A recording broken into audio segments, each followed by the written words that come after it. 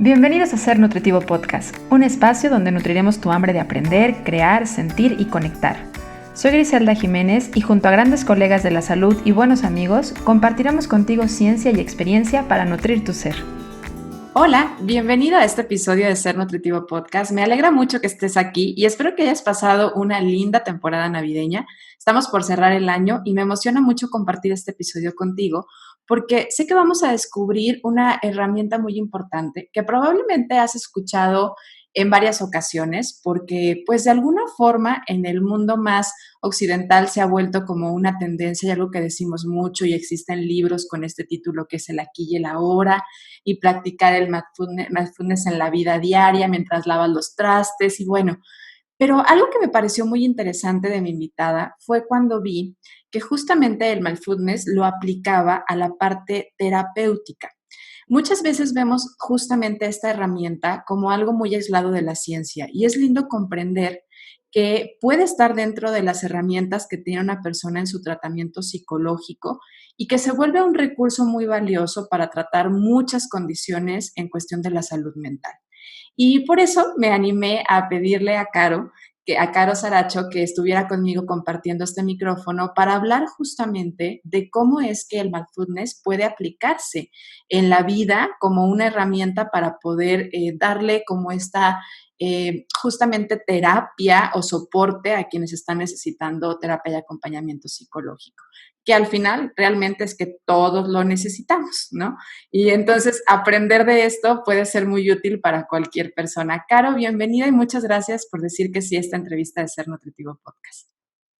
Muchísimas gracias, al revés, muchas gracias por invitarme y es un honor para mí estar aquí platicando contigo. Gracias, Caro. Oye, Caro, pidiéndote de favor, si me ayudas a presentarte un poco antes de entrar de lleno al tema.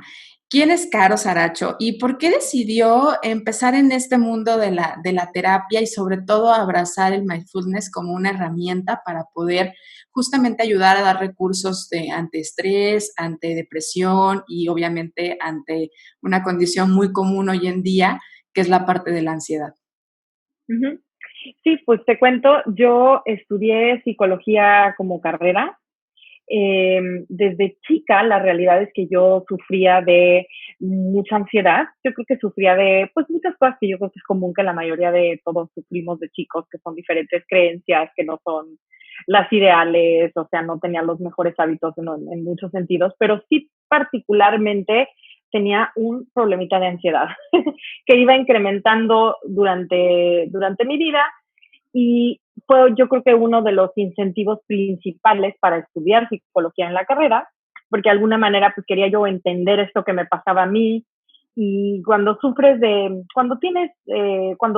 mucho mentalmente, digamos, desde chicos, tiendes a desarrollar un poco esta como empatía de comprender a otras personas que también sufren, de querer también pues tratar de ayudarlos de alguna manera y pues yo creo que la psicología es un poco para eso, ¿no? Para comprenderte a ti mismo, comprender mejor el mundo que te rodea y tratar de ayudarte y ayudar a los demás, pero la realidad es que estudié la carrera y todo y no terminé de entender bien qué me pasaba, no se terminó de quitar, la verdad es que no estaba haciendo algo al respecto como debería para que se quite y nada más seguí adelante con mi vida, pues cada vez iba empeorando, llegó al punto donde pasé mucho tiempo, muchos años, con ataques de pánico diarios, entré en depresión muy fea, la pasaba muy, muy, muy mal, llegué a un punto donde mi vida ya no era como funcional, tal cual, de ya no poder trabajar, ya no poder salir de mi casa, ya no poder manejar, no poder estar sola, todas estas cosas.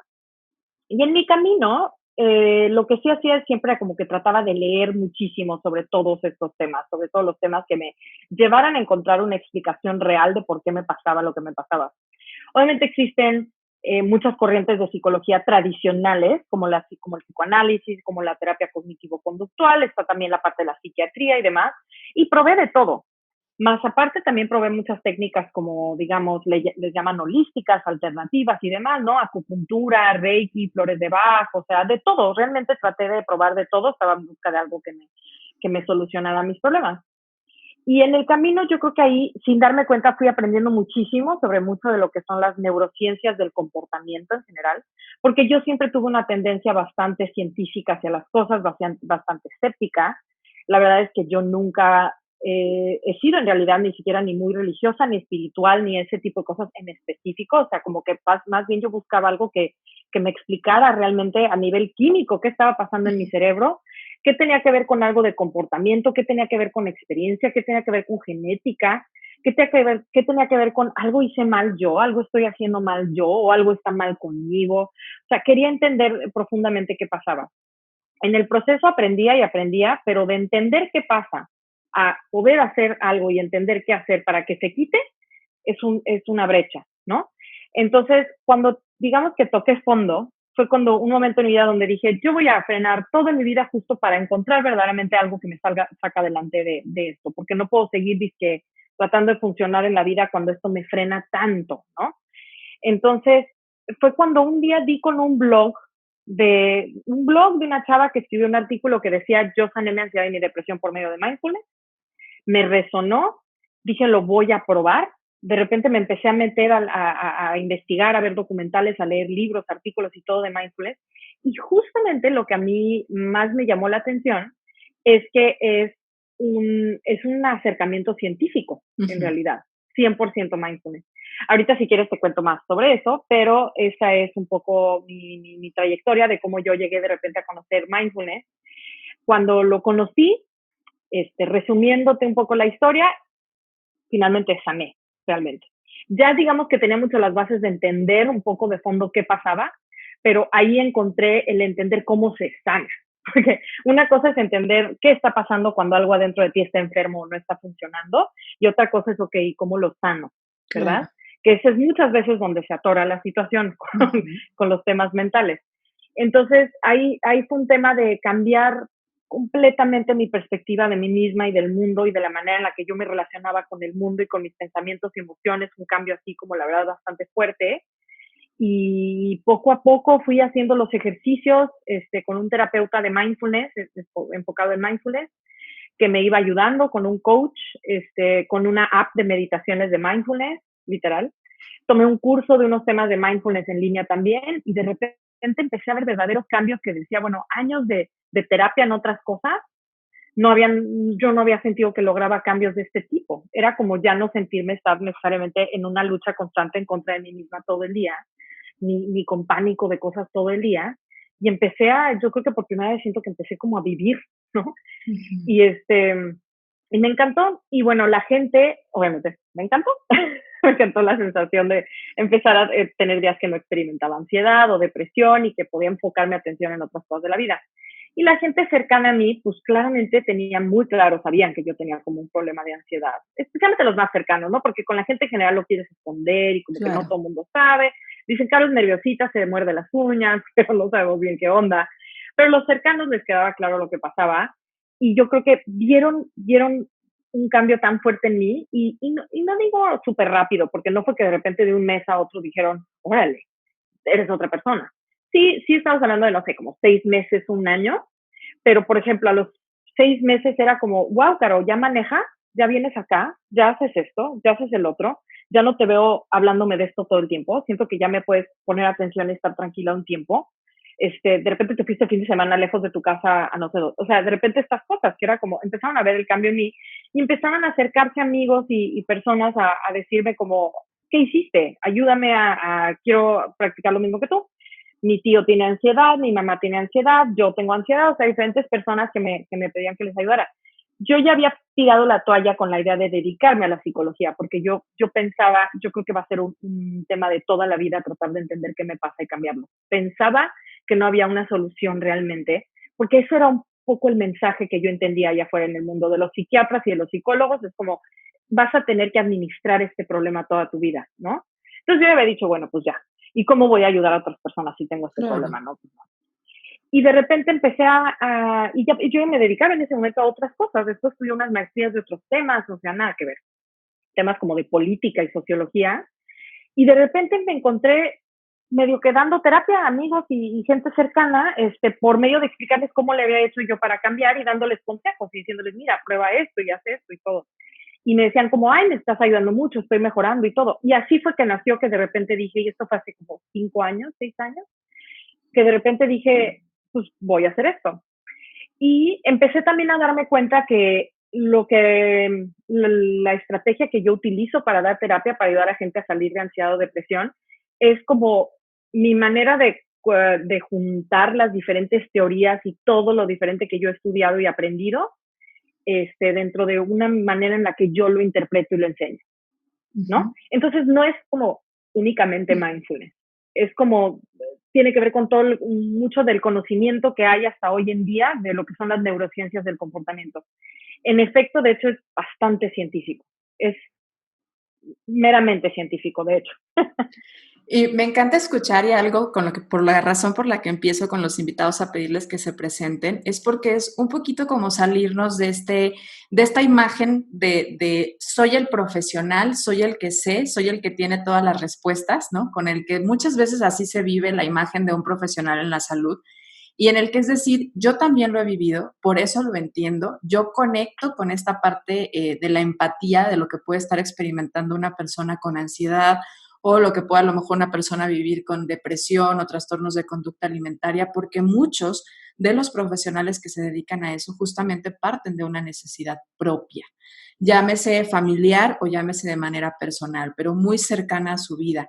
Y esto hace de alguna forma que la persona que nos escucha o nuestros pacientes identifiquen que somos humanos, que estamos buscando también respuestas, que estamos buscando constantemente soluciones y que por eso entendemos la importancia de la ayuda y dar soporte. Entonces me parece súper valioso y de verdad te agradezco que nos cuentes un poco de esta historia que nos acabas de contar, porque es aquí donde muchas veces en la búsqueda de las respuestas científicas nos damos cuenta que hay ciencia en muchas cosas que pueden ser, pues ahora sí que de ancestrales, ¿no? Que se pueden haber vivido desde hace muchísimo tiempo, como es el punto de la meditación, y cómo la meditación cada vez es más abrazada justamente por las neurociencias, y cómo justamente el estar en la aquí y en la ahora, porque a lo que yo tengo entendido, y te pido que me desmientas en el caso en el que esté en lo incorrecto, el hecho de hacer mindfulness es un tipo de meditación. O sea, no podemos decir que toda la meditación es justamente conectar con el aquí y el ahora. Entonces, también eso me parece súper interesante porque, digo, hay libros, y lo decía en la introducción, que dicen, ¿no? Aquí y ahora. Y entonces ya, no, ya porque repitas la palabra estoy aquí y en el ahora, no es como que lo estés. Necesitas No. conectar mucho más y hacer mucho más para que esto suceda. ¿Cuáles serían como estas bases o como estos principios de los cuales surge o justamente viene como a invitar a hacer el mindfulness? Mindfulness nace, o sea, técnicamente mindfulness no es algo que se descubre o que se inventa, digamos, es algo que ya existe, que todos tenemos, es una capacidad como intrínseca que todos tenemos desde que nacemos, y con el tiempo vamos un poco como que olvidándonos de ella, perdiéndola, como que oscureciéndonos o nublándonos con otros hábitos que son a veces no los ideales mentales, pero nosotros podemos conscientemente volver a trabajar en habituarnos al mindfulness, ¿no? El problema con la palabra mindfulness es que pues, se oye como mindfulness, se oye como si fuera algo como especial, nuevo, como medio oscuro, Místico. pseudocientífico, como no, a diferencia de escuchar, no sé, psicoanálisis o terapia cognitivo-conductual, que se ve como muy científico o así.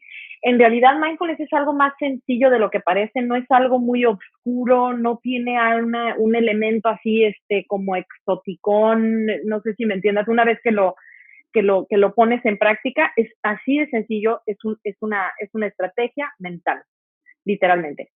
Y nace de que un biólogo molecular de la Universidad de Massachusetts y demás científicos de Harvard, de MIT, de la zona de Boston, empiezan a estudiar a los cerebros de meditadores en el Oriente.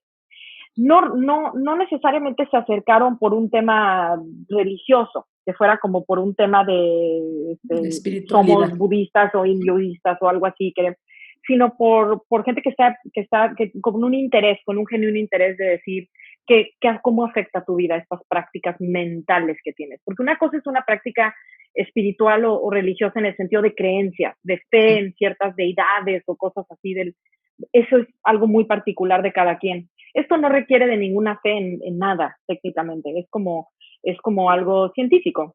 Y lo que hicieron fue que empezaron a estudiar los cerebros de los meditadores y a raíz de ver los cambios que suceden en los cerebros de los meditadores y el tipo de vida mental y psicológica que viven personas que se dedican a meditar mucho y diferentes como filosofías de estrategias mentales que tienen en muchas culturas ancestrales, ¿no? Las empezaron a ver, como por ejemplo el hecho de tratar de pensar más antes de hablar, el hecho de tratar de hacer como un espacio entre lo que piensas y sientes y tu reacción. Que se valore más el silencio sobre hablar de más, por ejemplo, que se valore más lo contemplativo. Y te fijas, esas cosas no tienen que ver con ninguna religión, son costumbres de repente o tradiciones, incluso culturales, que algunos grupos de personas utilizan desde hace muchísimo tiempo. Deja tú por fines religiosos, sino por como por ejemplo en México a lo mejor tenemos pues tradiciones que son mexicanas y que son bellísimas y que muchas personas del mundo podrían beneficiarse de practicarlas en muchos sentidos. Esto es algo que en esas partes del mundo practican desde hace mucho tiempo. Y lo empezaron a estudiar y empezaron a tratar de generar algo, justamente el propósito era generar una práctica mental que no tuviera absolutamente nada que ver con nada religioso, nada de creencias, estudiado en centros de investigación y en universidades, a ver qué de estas prácticas mentales, qué cambios mentales produce y eso qué significa a nivel comportamiento, sufrimiento, vivir la vida de una manera más feliz, qué significa. En los primeros grupos de personas en las que empezaron a experimentar esto era con carceleros, con personas en cárceles, donde iban y les aplicaban como, ay, vamos a darles unas pláticas y vamos a proponerles que empiecen a meditar y hacer estos ejercicios mentales, nada de creer en nada, porque ese es el punto de mindfulness, que es una simple estrategia mental, ¿no? Y empezaron a ver las mejorías en las personas en la cárcel en muchas diferentes áreas de su vida, principalmente en tener más resiliencia emocional, en sufrir menos y pasarla mejor, básicamente. Y eso te da a que sea mucho más fácil lograr muchas otras cosas en tu vida, cuando no estás perdiendo el tiempo y el esfuerzo mental en otros tipos de sufrimientos que son quizás innecesarios. Y de ahí lo empezaron a llevar a utilizarlo con personas con enfermedades autoinmunes o crónico-degenerativas o como tipo fibromialgia, dolores, dolores, personas también con cáncer y todo, empezaron a aplicar estos métodos porque se descubrió que a nivel biomolecular y de neuronas y todo, produce un cambio en el cerebro el empezar a ver las cosas de esta manera diferente y a practicar todos los días esta nueva estrategia mental. Entonces decían, bueno, a ver si causa esto un cambio en los procesos inflamatorios celulares de personas que tienen ciertas enfermedades, en los procesos de personas que llevan años con depresión y ansiedad a causa de un problema de que tienen mucho dolor en el cuerpo, por ejemplo. Y empezaron a ver un cambio radical, un cambio impresionante. Y todo lo que hacía la gente realmente era tomarse un tiempo para meditar durante el día. Y como tú dices, la meditación de mindfulness es 100% un tipo de meditación, porque ahí sí, si te metes al mundo de todas las diferentes tipos de meditaciones que hay tipos de meditaciones que están 100% vinculados a ciertas creencias y cosas. Para mí, de hecho no para mí, en general en el mundo la palabra meditación significa algo más allá de algo religioso o algo oriental. Meditar, significa por un momento callar un poco tu mente y pensar. En realidad, técnicamente creo que meditar, cuando dicen medita las cosas, ¿no? O sea, esa es la palabra original, yo creo que de lo que significa meditar. Hoy en día ya tiene muchas connotaciones y ese es el problema, ¿no? Entonces la gente tiene una idea de lo que piensan que significa meditar. En realidad, para la meditación de mindfulness y para lo que mayormente significa meditar hoy en día, significa no pensar. Obviamente el significado de la palabra como originalmente se diseñó no funciona así hoy en día. Y la meditación de mindfulness es muy diferente que otras meditaciones, no se repiten mantras, no hay ese tipo de cosas, es simplemente aprender a estar con lo que hay en momento presente y aceptarlo, que es algo muy diferente de lo que normalmente practicamos durante el día. Y el entrenar a tu mente a hacer esto te produce cambios que no nos imaginamos del nivel de cambios que pueden haber, ¿no? Porque para que esto suceda, digo, ahorita que lo escucho, tienes que soltar como el pasado, ¿no? Que muchas veces traemos cargando en cuestión de estigmas, de etiquetas, de experiencias, de lo que le ha sucedido, que hemos escuchado que le ha sucedido a nuestra familia. Y entonces si vas a vivir aquí el momento y el tiempo presente, tienes que soltar el pasado. Y qué difícil es porque además muchas de estas experiencias también nos protegen o las hemos visto como protectoras. Y también es como soltar la expectativa del futuro. Entonces también aquí como que qué complicado en un mundo en el que todo el tiempo te dice planea, organiza, ten en cuenta, ¿no? Y es como, ok, sí, está bien planear, está bien organizar, está bien protegerte con las experiencias y aprender de la experiencia, pero el único momento que tienes ahorita es este. Y no es igual al pasado y no va a tener o no puedes tener una interferencia tan fuerte en el futuro. Y es donde ahí de repente, cuando lo digerimos mentalmente, es como muy complicado para la mayoría de las personas. Sí, por eso es que mindfulness es una práctica que es difícil de explicar, es algo que se entiende al practicarlo, 100%. Nunca va a lograr ser algo que se entienda por medio de simplemente que se explique. Y eso es un problema, porque la gente tiende a ser desconfiada, a la gente le cuesta trabajo que les expliques algo y que realmente digan, órale, me voy a poner a meditar 20 minutos, cuando la primera reacción de la mayoría de las personas es, no quiero, me da flojera, no entiendo de qué sirve, me cuesta mucho trabajo, yo soy hiperactivo, yo soy distraído, es que tengo 1000 cosas urgentes, no lo puedo hacer. Es normal, es lo que absolutamente todo el mundo piensa. Una vez que empiezas a darle chance, tú solita entiendes todo, o sea, ya no necesitas que te den ni 10 minutos más de explicación, casi, ¿no? Realmente para llegar al punto de que la gente lo haga, pues necesitas explicarles para que entiendas qué es lo que van a hacer. Pero sí, tal cual como dices, cuando el tema es que nosotros pensamos en la idea de dejar el pasado, porque vamos a enfocarnos en el presente, como si tuviéramos que en general dejar el pasado por completo o ya nunca volver a pensar en el pasado. O borrarlo. Cuando, o borrarlo, o volvernos personas que ya nunca pensemos en el pasado. Cuando no, todo el mindfulness se practica en el momento presente que lo estás practicando. O sea, lo único que tienes que hacer es, mientras estés practicando tu momento de mindfulness, estás dejando a un lado el pasado porque estás por un momento dejando tu atención sobre el presente. Eso es todo. No es como aprender mindfulness significa nunca volver a pensar en el pasado y nunca volver a pensar en el futuro y todo el tiempo estar en el presente, ¿no? Significa el tiempo que tú te pongas el propósito de decir, ahorita lo voy a hacer, ahorita estoy completamente en el presente. Y la cosa es como el chiste es que es una práctica mental, o sea, lo estás repitiendo y repitiendo todos los días, eso va haciendo que te acostumbres a eso.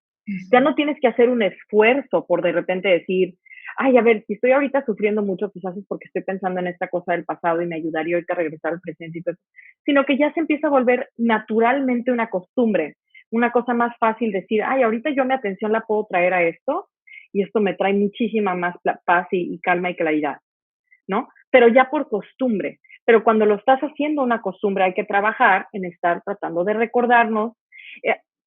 Justo John Kabat-Zinn, que es el científico, el biólogo molecular, que fue el que le puso mindfulness a esto, ¿no? Y que empezó con estos estudios y todo.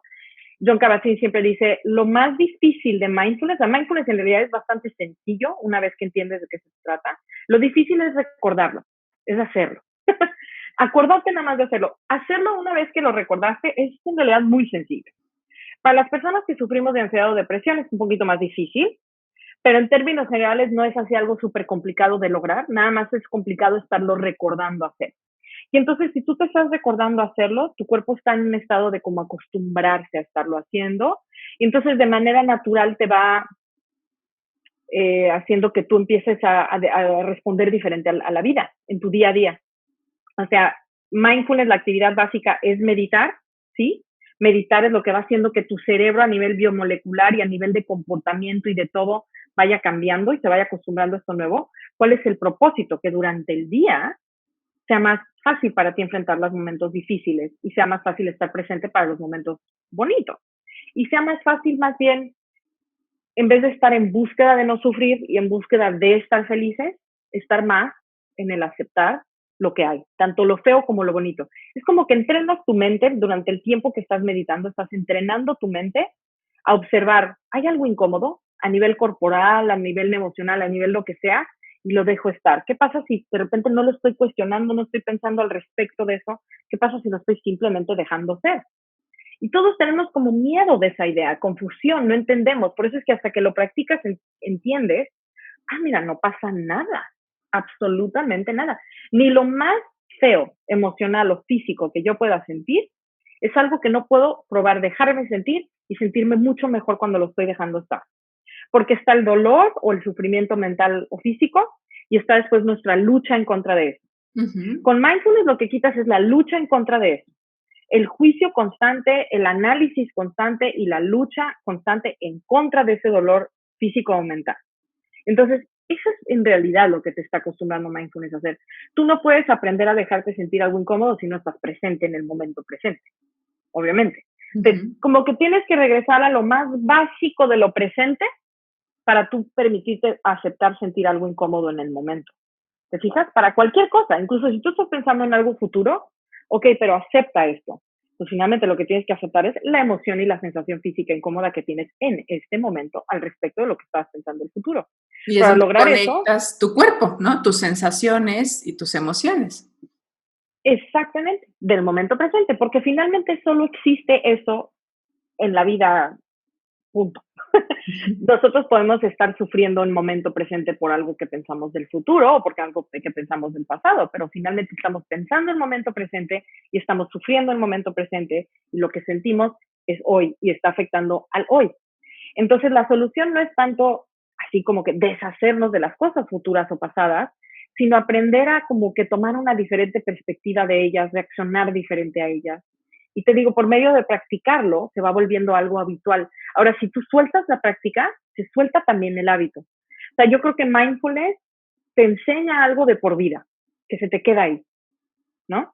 Pero mientras tú lo estés practicando, realmente es como, hay esa catarsis o ese alivio de que tu mente ya está acostumbrada a reaccionar a las cosas de otra manera y te da como que echando la mano muchísimo a reaccionar a las cosas de tu vida, ¿no? Sí, lo pienso como una habilidad como en el deporte, ¿no? O sea, a lo mejor si fuiste corredor, pues vas a tener todavía como cierta habilidad para hacerlo. Definitivamente, si dejas de correr, dejas de practicar, pues a lo mejor se te va a complicar más hacer una gran distancia o hacer una cierta velocidad, pero tienes ahí ya el recurso y la capacidad, y reconoces además tener la capacidad, y creo que eso es lo primero. Interrumpo unos segundos de este episodio para contarte que en sernutritivopodcast.com puedes registrarte para formar parte de nuestra comunidad de seres nutritivos y recibir semana a semana la información sobre los nuevos lanzamientos del episodio, así como los artículos de referencia, libros y más que nos comparten cada uno de nuestros entrevistados y además, por supuesto, cuentas que nos inspiran y que nos ayudan a nutrir física, mental y espiritualmente. Regalos, sorpresas y muchas cosas más por formar parte de nuestra comunidad de seres nutritivos. Visita sernutritivopodcast.com y regístrate para ser parte de nuestra comunidad. Ahora sí, regresamos al episodio. 100%. Así es, de hecho, 100% cómo funciona. Es como si fuera también ejercitar un músculo, como aprender una nueva... es un hábito. Por eso es que es literalmente un hábito, algo que practicas todos los días se vuelve habitual, se vuelve algo fácil de hacer, ya no tienes que hacer mucho esfuerzo para hacerlo. Lo dejas de hacer, se vuelve a volver algo que no se te da con naturalidad y tienes que hacer mucho esfuerzo para lograrlo, ¿no? Como aprendí a andar en bici, si di 100 años, si 20 años dejo de andar en bici, otra vez le voy a tener que echar ganas, pero como que ahí está el aprendizaje que tuve de chica. Entonces, así funciona mindfulness. Y fíjate que he escuchado en varias ocasiones que hablas del sufrimiento y también en esta parte del dolor. Y se me hace muy interesante como recalcarlo porque desde la perspectiva en la que yo lo entiendo, el sufrimiento es algo más mental y en la otra parte el dolor es algo mucho más físico. Entonces, es probablemente el dolor en este tipo de personas que viven con dolor, como en condiciones de fibromialgia, como personas que tienen tratamiento con cáncer, ¿de qué manera puede impactar? Y lo decías ahorita en cuestiones de inflamación, ¿no? El decir, dejar el sufrimiento, dejar el miedo a lo que pueda pasar o dejar de cargar con la historia del pasado, las expectativas que podríamos tener en la parte del dolor. O sea, cómo estamos conectados, al final somos un ser conectado física, mental y espiritualmente en todo momento. Y el hecho de que practiques algo mentalmente va a tener un impacto en la parte de tu cuerpo. Entonces, qué interesante cómo puede ser una herramienta para tratar el dolor físico también. Sí, para mí también fue de lo que más me llamó la atención desde un principio con mindfulness, porque ahí es justamente donde se hace tanto donde se empalma la parte científica con esta parte como de una estrategia psicológica o mental, digamos, ¿no? Y justo como dijiste ahorita, yo normalmente pienso en sufrimiento como algo emocional o mental y luego el dolor como algo físico, ¿no? Pero en realidad sí se empalman los dos, porque lo que sucede justamente es esta parte de, o sea, se vincula muchísimo el sufrimiento emocional y mental con el dolor físico, porque en el momento en el que experimentamos dolor físico, empezamos a no querer sentir ese dolor físico, nos preocupa, nos puede hasta entristecer, nos puede hacer sentir desesperanzados, un dolor, nos puede poner de malas, nos puede hacer que ya no queramos hacer otras cosas que queremos hacer durante el día, podemos no querer hacer ciertas cosas en general de nuestra vida, por tanto que nos molesta y que rechazamos un dolor. Y obviamente piensas una persona que tenga que tener un dolor crónico, no, pues claro, ¿no? O sea, se entiende mejor. Pero no, porque en realidad también lo podemos aplicar a los dolorcitos chiquitos o grandotes o muy temporales o crónicos que tengamos de cualquiera de nuestros días. Porque finalmente son parte de las cosas que nos hacen sufrir mucho durante nuestros días. Son también nuestros achaques y nuestras cosas, ¿no?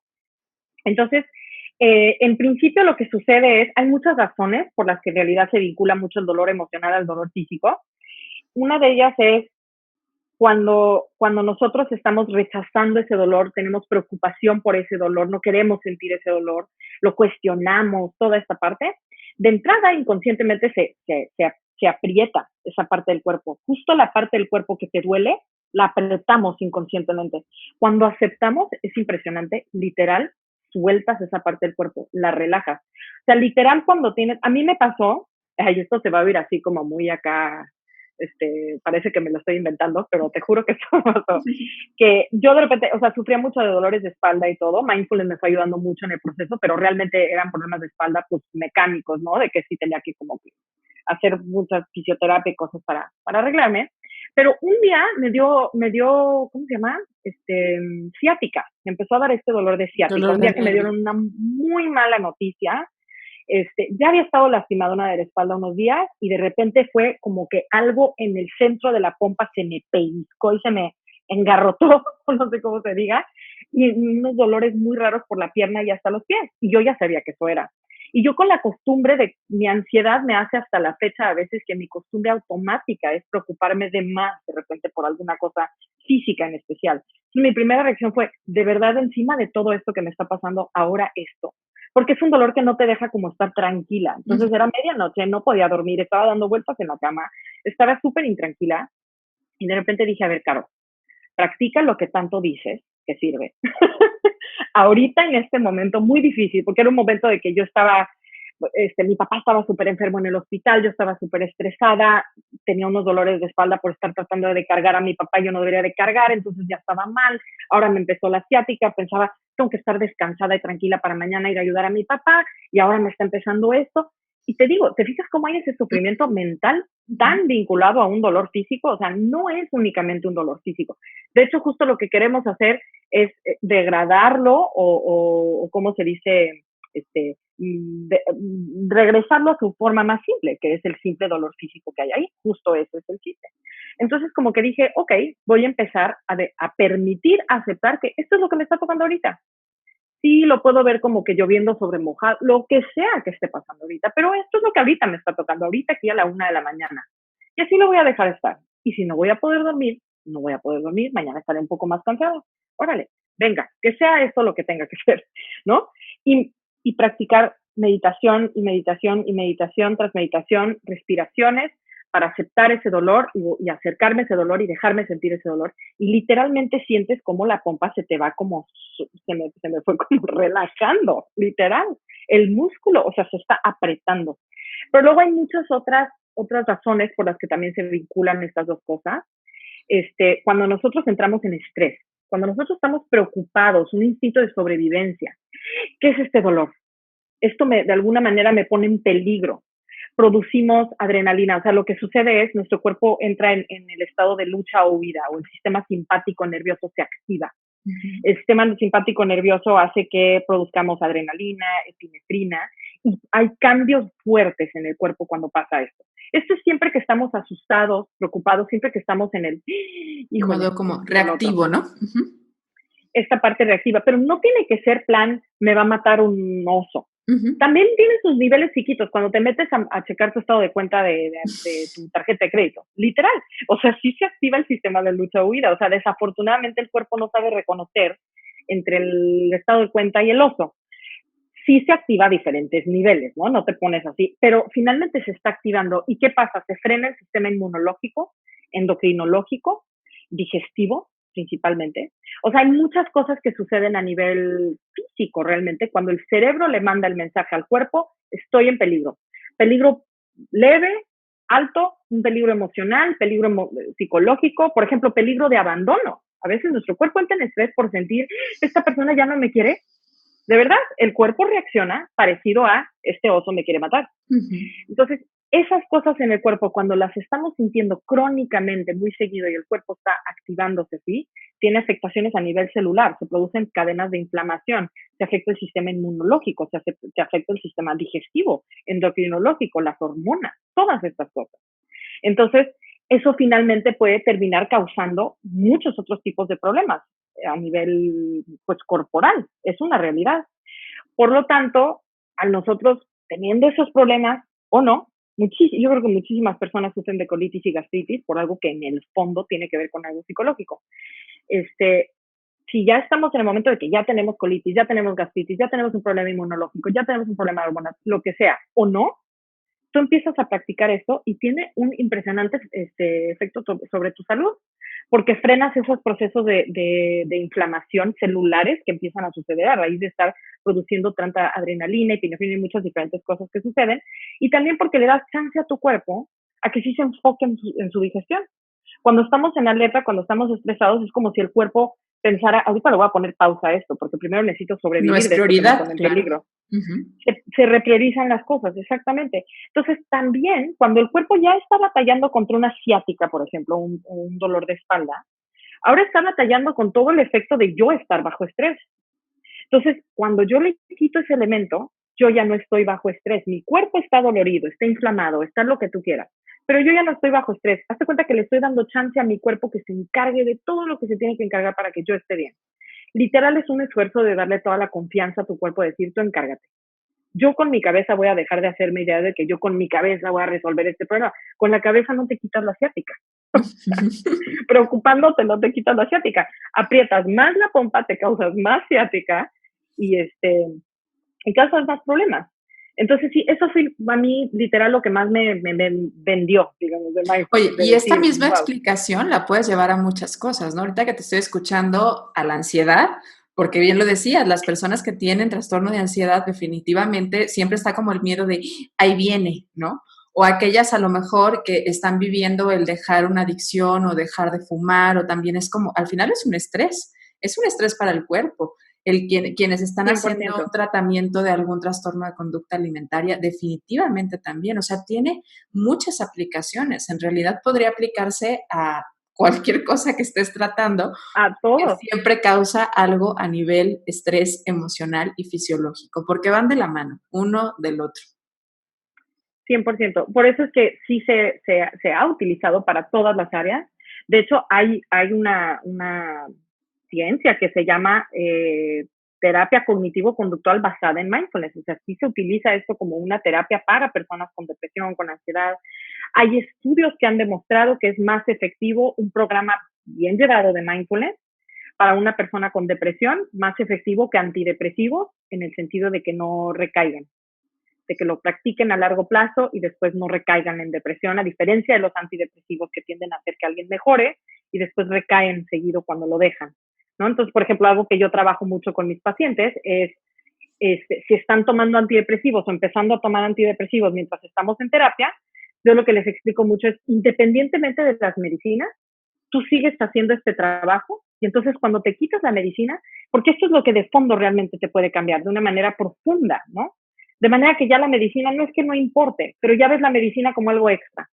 La tomo, quizás me puede dar una ayudada, quizás no, me la quito, a lo mejor me siento peor o mejor, pero yo ya tengo lo que realmente aquí necesito para sacarme adelante, no, porque en el fondo yo no creo que es un problema químico en el cerebro de la gente. De ahí no, o sea, digamos que entre el huevo y la gallina, el problema inicial no es que la gente de repente nazca con un problema en la cabeza que dejaron de producir tal neurotransmisor. para mí no es ese el caso. Pero bueno, perdón, ya me estoy metiendo en otros temas. Tal vez más bien fue como una adaptación, ¿no? De la forma en la que lo ha aprendido a vivir. ¿No? Tal vez, no sé, el hecho de adaptarse a decir, bueno, pues he vivido siempre con estrés, esta es mi forma de responder. Entonces, cuando sueltas el hecho de decir, ya no lo voy a responder de la misma manera. Ahí viene el dolor, lo voy a visualizar de otra forma y lo voy a permitir. Esa es otra cosa bien interesante, porque es permitirte sentir. Cosa que en nuestro mundo, o sea, y sobre todo pensando en la cultura más occidental, es, me va a doler la cabeza, ahí viene la migraña. Y antes de preguntarte, ¿qué me viene a decir? ¿Por qué llegó? ¿Qué estoy haciendo? ¿Qué dejé de atender? ¿No? Antes de eso es, córrele y tómate la pastilla para que no te duela. O, ay, medio, me está doliendo un poco la espalda, déjame tomarme algo. El no querer sentir mucho lo incómodo también, por estas connotaciones como negativas.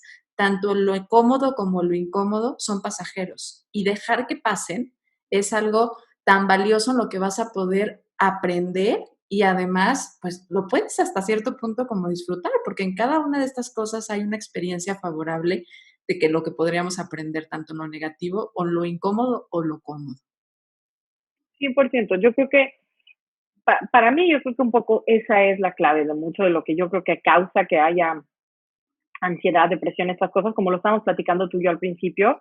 Se me hace padrísimo esto que tú haces, porque yo no creo que los problemas de ansiedad, depresión, adicciones, fobias, compulsiones, obsesiones, todo tipo de problemas que hay en el mundo, no son necesariamente un problema del paciente. Siento que son un problema de la sociedad. O podríamos decirle de la sociedad más del paciente, junto con el paciente, pero más que nada tiene que ver con muchas maneras en las que nos hemos acostumbrado como sociedad de relacionarnos con las emociones, con los pensamientos y con los eventos que suceden en la vida, que son en realidad un poco pues tóxicos, que nos han hecho, o sea, esta idea de pensar que hay que tenerle miedo a sentir feo, que no debemos de sentir feo, que hay que huir de sentir feo, que los dolores físicos hay que huir también de ellos. No, pues rápido, tómate una pastilla que se te quite. No, mijito, no llores. Ven, toma agua, no hay de qué llorar. Ven, distráete, agarra esta otra cosa. Mira, ve el lado positivo a las cosas. En realidad debes de estar feliz, no debes de estar triste. Pues claro, crecemos teniéndole miedo a todas estas cosas que en el fondo no son de tenerle miedo.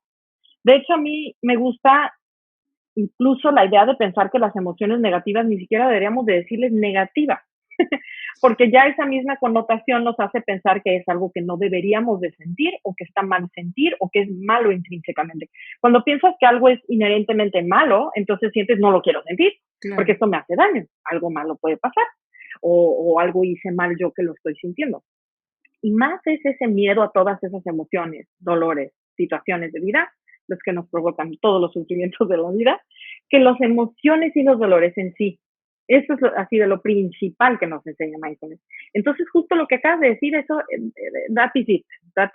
O sea, es aprender a dejarte sentir eso y una vez que lo experimentas te das cuenta, esto no es malo, se siente incómodo, se siente desagradable y me acostumbré a verlo como algo peligroso. Eso es todo. Eso es todo lo que aquí ha sucedido. Ahora, nuevamente, eso lo puedes entender, pero de ahí a que esto te lleve a realmente ir sanando, tú tienes que ir practicando responder diferente a eso, tanto dolores físicos como mentales. A mí una paciente hace poco me dijo algo que me encantó. Me encanta ir viendo cómo cada paciente, cada persona, solito va interpretando y entendiendo las cosas y haciéndolos a su manera.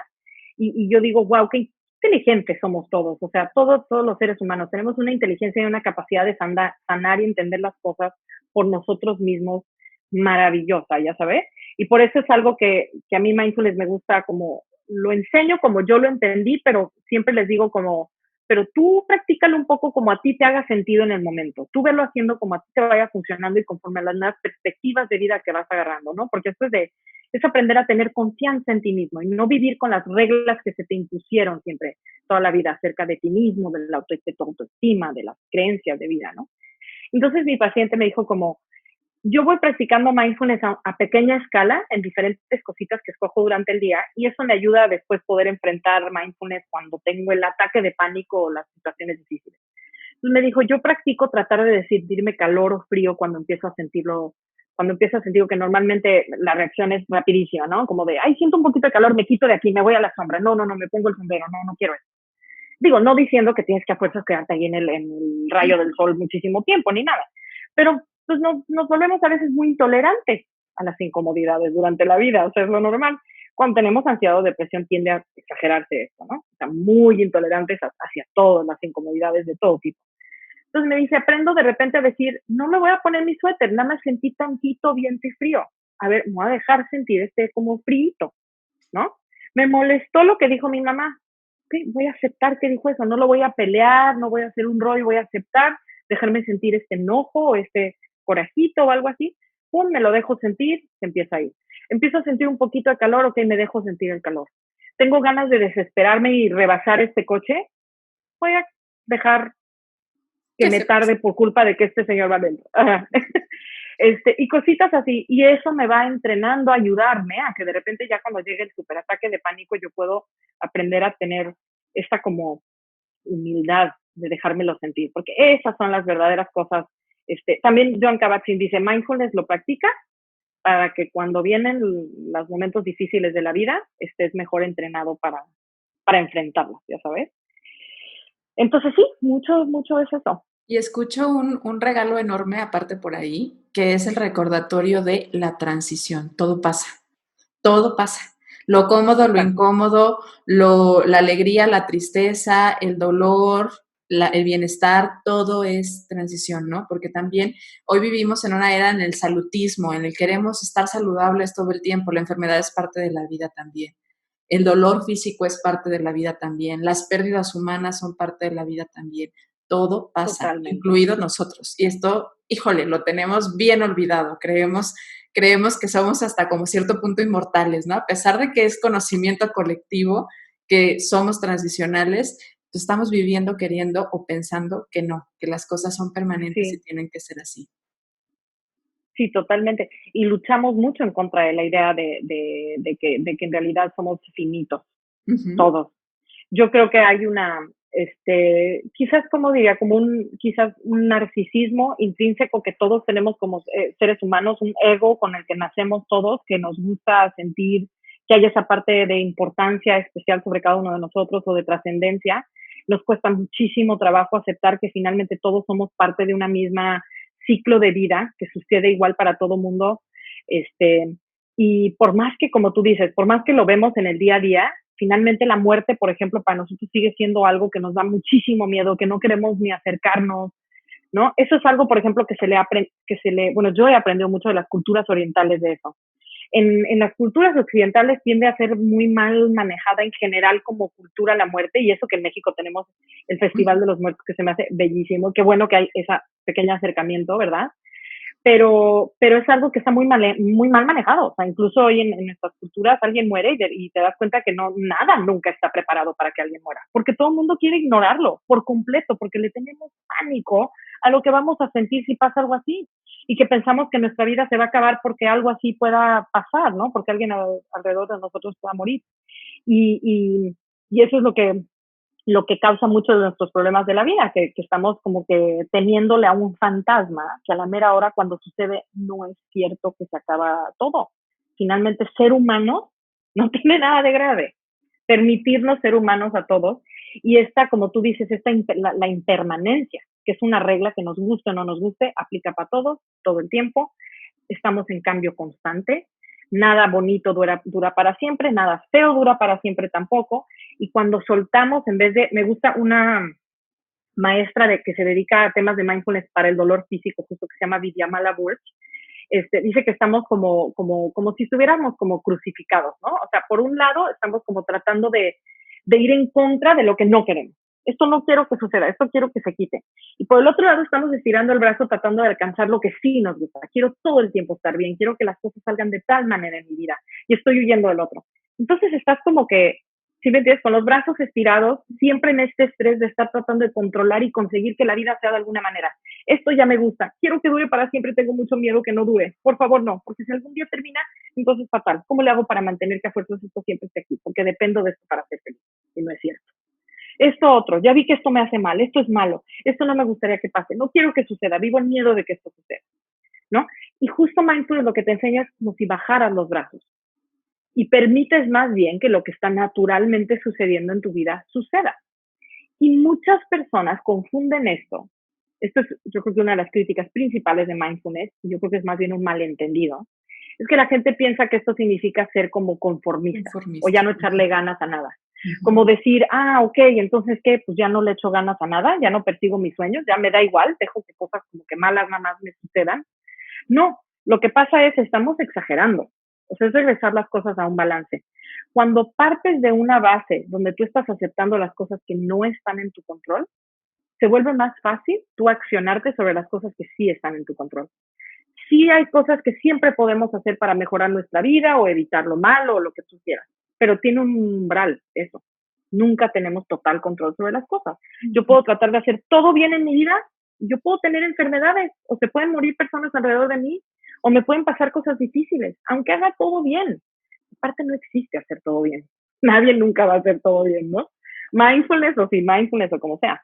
Entonces es un poco como encontrar ese balance de decir, si yo me acepto a mí misma y a mi vida y me hago yo entender y sentir que hoy en día, tal cual como están mis circunstancias y como yo soy, puedo tener, o sea, tengo derecho a ser completamente feliz, no tengo que esperarme hasta que esta situación o condición se quite o esta condición se me dé o dependo de esto, dependo que esto no suceda o que esto sí suceda para yo poder ser feliz, entonces significa que estás realmente aceptando también, pero tú sigues en persecución de lo que te gustaría en la vida.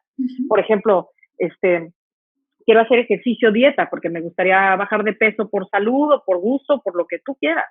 Pero hoy en día no me freno en nada en mi vida por el hecho de que a lo mejor tengo unos kilos que a mí me gustaría que me los quitara, ¿no? Por mí. Se vuelve más fácil hacer la dieta o el ejercicio cuando partimos de pero me acepto que hoy como estoy, no me frena de ser feliz en ningún sentido en mi vida. Acepto como soy hoy en día, ¿no? Cuando estamos en lucha de vernos al espejo y siempre sentir como no me gusta como me veo, no es como debería de ser, yo debería de ser diferente. Y ahí es donde también mindfulness te ayuda a darte cuenta de dónde vienen todas estas creencias que nos hacen pensar estas que cosas. no son tuyas. O sea, la verdad es que normalmente son guerras que estamos peleando de alguien más, ¿no? Historias de alguien más.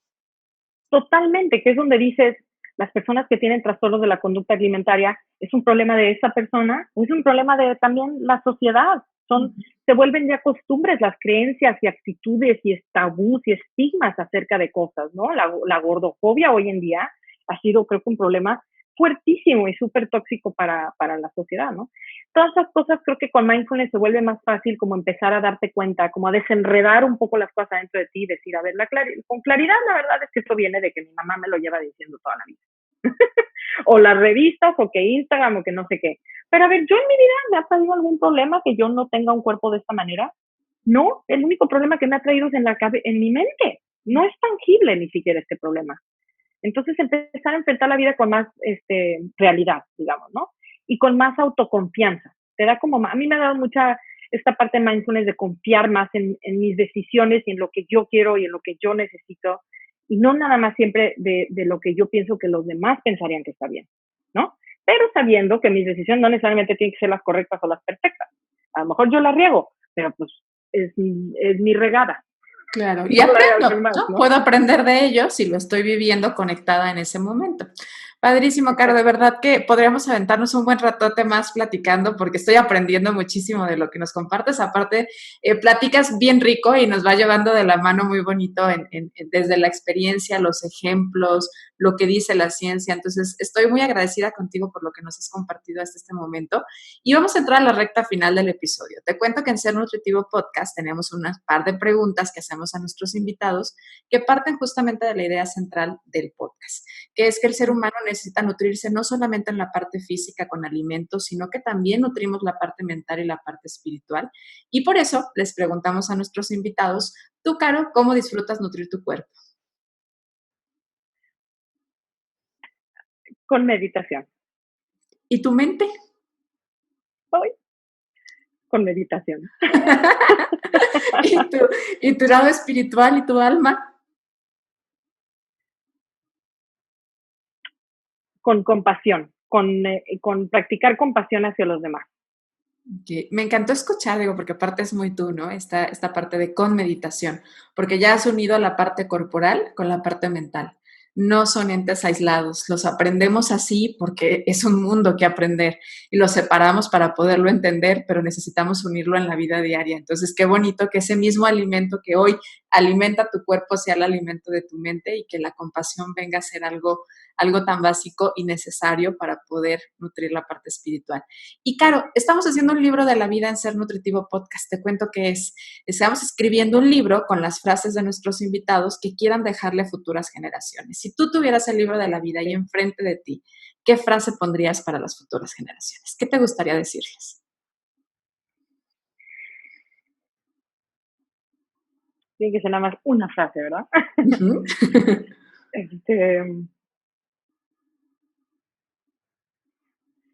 No tengas miedo a sentir feo.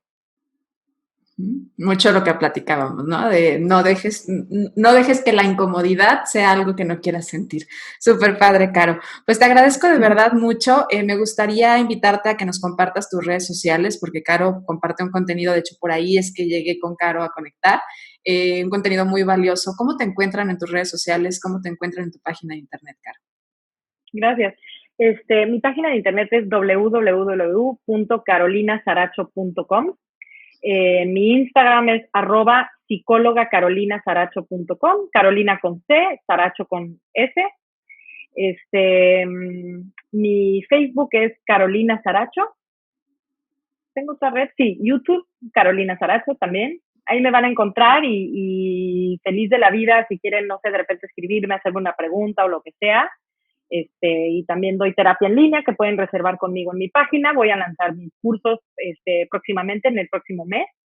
Entonces, pues feliz de estar aquí en este podcast contigo y me encanta este proyecto que tienes porque te digo que creo que mucho de la sanación que se necesita es informar a la gente de las cosas. O sea, informar, hablar de estos temas, callar estigmas, cancelar creencias que están equivocadas, que si quizás no lo vamos a recibir de nuestras mamás, abuelas, tías y tal, pero lo recibimos de podcast, lo recibimos de Instagram, lo recibimos de internet, de personas que viven esto y que están interesadas en esto, ¿no? Como nosotras, para que sepan muchísimas personas allá afuera. Ay, yo sé que a lo mejor tu mamá te hace sentir así y entendemos a tu mamá, no es tan, pero la realidad es esta, ¿no? Claro. Entonces, muchas gracias. Gracias por ayudarnos a hacer esta herramienta para compartir y llegar a más personas. Y lo que dices, cumplir con este objetivo muy valioso que es tanto conectar, inspirar y, por supuesto, romper mucho de esos estigmas que nos han hecho, que nos siguen hiriendo, porque así lo hemos permitido y porque no nos hemos detenido como a sanar. De verdad, Caro, muchas gracias. Y a ti que nos escuchaste, exacto, claro que te agradezco mucho haber estado en este episodio. Te recuerdo que nos encuentras cada jueves con un episodio nuevo, así que nos escuchamos el próximo jueves. Y por cierto, feliz año nuevo. Nos escuchamos en el 2021. Gracias.